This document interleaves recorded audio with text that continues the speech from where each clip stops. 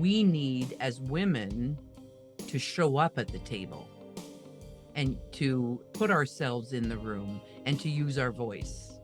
I'm as able, I'm as capable, and as smart as the next guy or gal in the room. It's the lack of confidence that has stopped me from moving forward in the past. And I work on that. And I work on that every day and all the time. And the way that I work on that is just to continue to do and put myself out there and take that chance and take that risk and ask that question and speak up. I get it where you're offloading a task on one and the other, one pays the bills, whatever. But having a lack of knowledge around your finances is just, to me, it's counterproductive on our whole movement towards independence.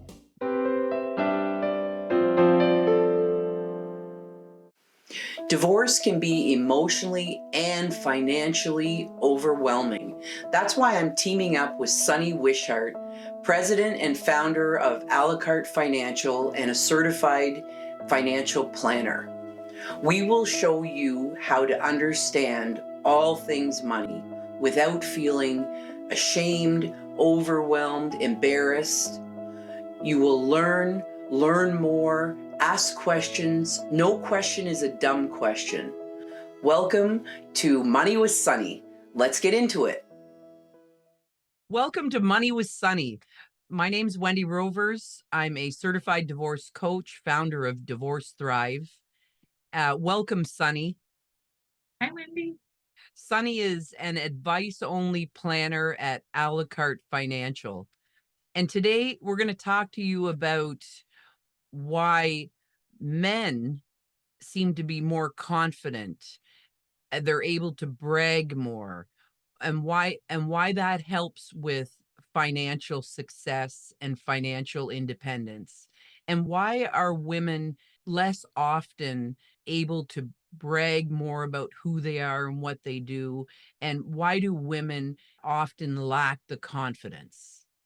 So before we hopped on this call, Sunny and I were talking about International Women's Day, and Sunny has recently had some great conversations around this topic. So I'm going to hand it over to you, Sunny. Talk to us about this. Why is it that men seem to be, in general, more confident than women?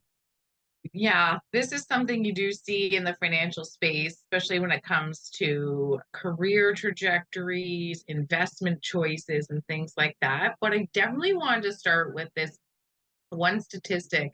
So at the International Women's Day conference I attended, this one woman pointed out, she read an article, and this cracked me up. This article said, it was like a survey.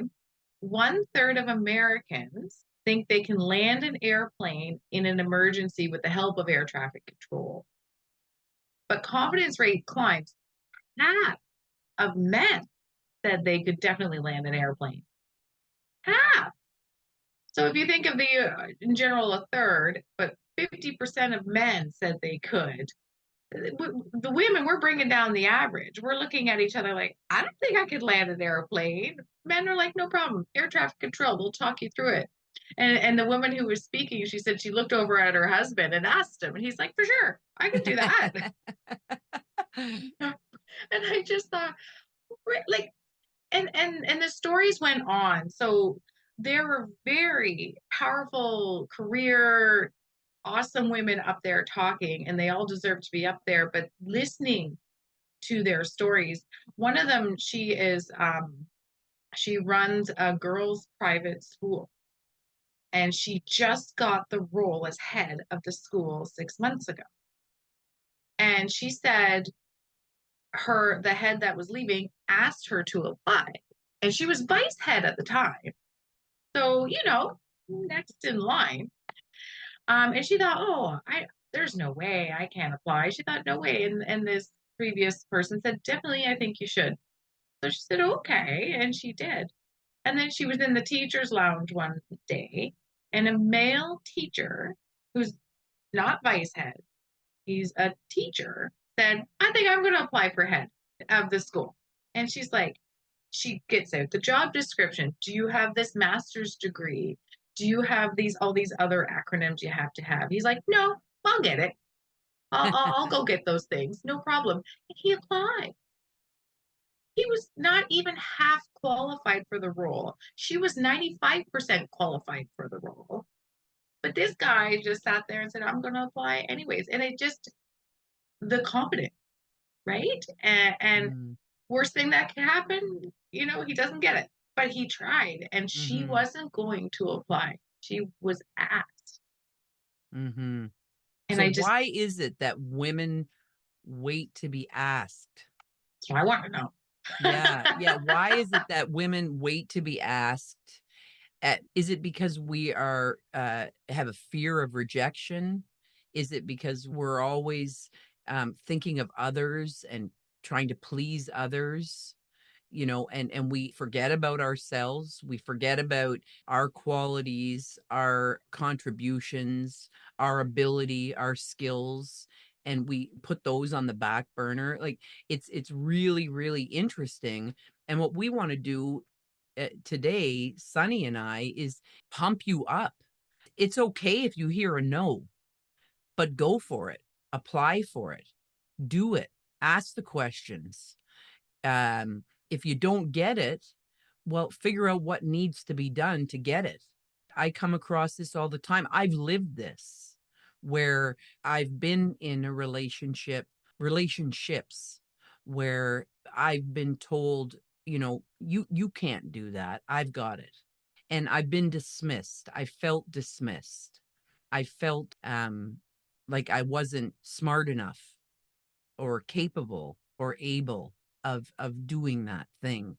And that's not true. That's not true. I'm as able, I'm as capable, and as smart as the next guy or gal in the room. It's the lack of confidence that has stopped me from moving forward in the past. And I work on that. And I work on that every day and all the time. And the way that I work on that is just to continue to do and put myself out there and take that chance and take that risk and ask that question and speak up. And so, yeah, like it's really cool that she now has that position as head of the private school. But she recognized and she probably realizes she could have had that position maybe a while ago, or she was quite capable and able to have that position and be in that position. And she had to be asked to be there and asked to be at the table. We need, as women, to show up at the table and to put ourselves in the room and to use our voice. So, yeah, that's a great story. And I love that. Yeah, in your life, Sunny, have you felt less confident than you should have? So often.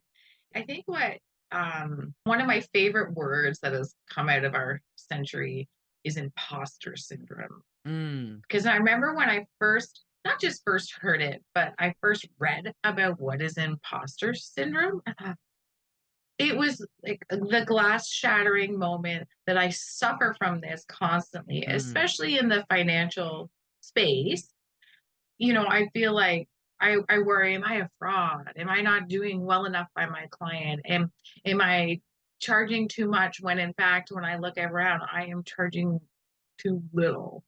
And I'm always like, well, or people going, and it's always these little nagging voices in my head. And as soon as I heard this imposter syndrome and I fully understood it, now I can say, that's my imposter syndrome kicking in. And I can address this person for what it is. mm-hmm, And instead of just sitting there kind of not recognizing what was happening, now I at least know what's happening. mm-hmm. And you can step into your shoes and say, "No, I've got this." Sunny, I've got this. I am smart enough. I am able, and I can do this. I agree. Imposter syndrome and imposter syndrome is something that we all struggle with from time to time. As you were talking, I was thinking about the lack of confidence that women often feel, and the imposter syndrome, and that combination can be really paralyzing and can really stop us from moving forward. There's something interesting too, is the circle of women that you surround yourself with, that really can bring you up or bring you down. I still find today that a lot of women bring other women down, and that's something that's very disappointing. But a lot of women like to move forward, but they're speaking badly about other women, charging too much for their service, or moving too far up the ladder and ignoring their children, or hiring a nanny and not being there for their kids, or not cooking proper meals all of the time for their families, and choosing to go to a work event or a meeting outside of the home. I mean, women, we have to stop judging each other if we're going to rise up together in the world. That to me is something that I like, that's happening in this day and age, is that we are able to be at the table and to be moms and to be loving wives and to be great sisters, and we can be great daughters, and we can do all of this at the same time. So I think that's something that's come out of the past year for me, that has been, it feels good, it feels empowering. And maybe it's an age thing. I'm 56 years old, and the way I was raised, affects how I think and who I am. And I still see it in the younger generations. And we need to start saying to each other as women that we have a right to be at the table, and our voice is important, and we can still be great members of our family, and we can still be great moms, wives. Yeah, that's what's come out of this past year for me. International Women's Day is always a great reminder of that, and it's a great kind of stop, think about where we are as women, and how far we've come and how far we still have to go. But we need to stick together and be together to rise together.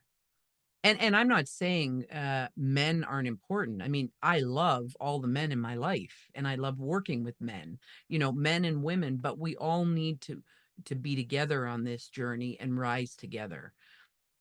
Yeah. So you had another story for us. Talk to me about that. Oh yeah, no, those were the one was the stat. But I think just listening to you, it reminded me of a personal story Yeah. that you think it's coming to the table, but it's also raising awareness about the language we're using. Mm, So I've noticed, like when I'm trying to communicate to my husband what it's like being a woman in the workforce and stuff mm, like that, he doesn't see it, right? Because why would he? So we had this wonderful teachable moment, as I like to say, mhm. at home, where we had all finished dinner and my son and my husband were going to go do something fun together. And my husband said, well, hold on, we need to stay and help mom clean up first before we go. And I went, hold on, help me? This is your house too.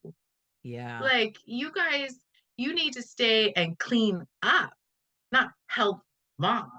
And I thought, I don't know, it just got me, it just rubbed me the wrong Yeah. way. And I'm like, and this is the language Mm. that we need to raise awareness about. That Yes. my son is hearing this and he thinks, well, mom needs help around the house. Hmm. Well, hold on, it's your house too, people. Absolutely.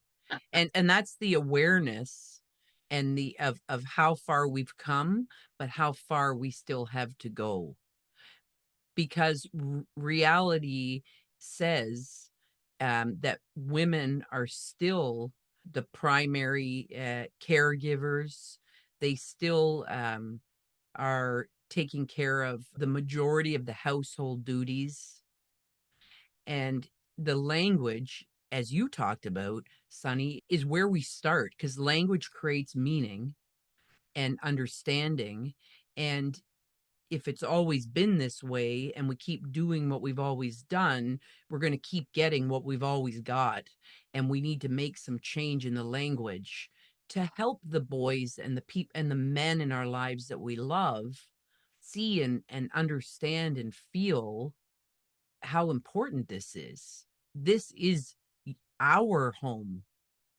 This is our home, and these jobs around the home are our jobs, and we all need to pitch in together, and then we need to all go have some fun together. And maybe you and our son are going to go off and have some fun, and I'm going to go have some fun having a nice hot bath or reading a great book or whatever the heck I want to do. But yeah, it's the language. I love that. It's very poignant and very true. And, I'm guilty of not taking the time sometimes to change that language in my own home because I fall to, "Ah, may as well just do it myself. It's easier than arguing about it all of the time." You know, so I'm guilty. I'm guilty of that. And then I'm pissed off and I'm resentful because no one's doing anything. And if you're watching for the first time, I'm a mom. I've got 6 boys plus a boy that's been around for a long time. We've got 7 boys. So even my dog is a male dog. So I'm surrounded by a whole bunch of men that I love, but it just naturally leans towards the women cleaning up or doing this or doing that. And it's always teachable moments. And sometimes that just gets so exhausting. Yeah. You work all day and now you still have to teach all these people. It gets to be a lot sometimes. Now, thank God I have a husband who is always pitching in, so he's setting the great example. And yeah, when the kids move out, they do figure this stuff out for themselves because their better halves are saying, nope, I'm not doing that. So it's great. And I love to see that because that's the words, the change that's happening and should happen. Back to where we started and women building confidence and women bragging about what they're doing and what they're accomplishing and all that they're bringing to the world. It's so important because I see it in my own personal little bubble in my own family, and then my personal little work bubble, people I'm working with. The guys have no problem talking about all their successes, all their failures, all their tries, no problem at all. They don't miss a beat over it. We as women tend to get in our heads and we think about things and we think about how everyone's feeling and we think about how we're feeling and then we don't do it. So what else do you have to say about this, Sunny? Why should women step it up here, become more confident, go for it? Why is that so important in the work that you do every day with women and men transitioning through divorce, trying to figure out their finances? Why is it so important for women to become more confident? Well, what happens when we're not confident is we don't, like you say, we don't do it. And that means you are now leaning and you be leaning on a man to take care of the finances. Hmm. And when you're transitioning through divorce and you're trial by fire trying to figure out your finances, that independence component really sinks in. Like, Hmm. I should have been independent all along. Like, I get it where you're offloading a task on one and the other, one pays the bills, whatever. But having a lack of knowledge around your finances is just, to me, it's counterproductive on our whole movement towards independence. Mm-hmm. If like, just have an understanding of your finances, have an understanding of what's where. So I don't want you to need him or to be stuck in that, like I say, the trial by fire with your money, having to make heads or tails of it all of a sudden when you have so many other things on your plate. If you just have a general knowledge of where your money is and what it's doing, uncoupling it, you're not being thrown into this whole new world of it, like this whole new industry. It is so important for us to keep that independence. And wonderful if he's willing to take on the task of running some of that stuff, great, but don't forego it completely, because it just forgoes a lot of our independence we're working towards. Yeah. Yeah. That's it. Have an understanding of your finances, create your own. And this is regardless of divorce or staying married or being single, you know, understand your finances, create financial independence, and work towards that freedom, that financial freedom that is just so rewarding. Yeah. Well, it's been great chatting with you today, Sunny. Too. Always Yeah. good. Thanks everyone for being here. You've got this. And until next time, have a great rest of your week.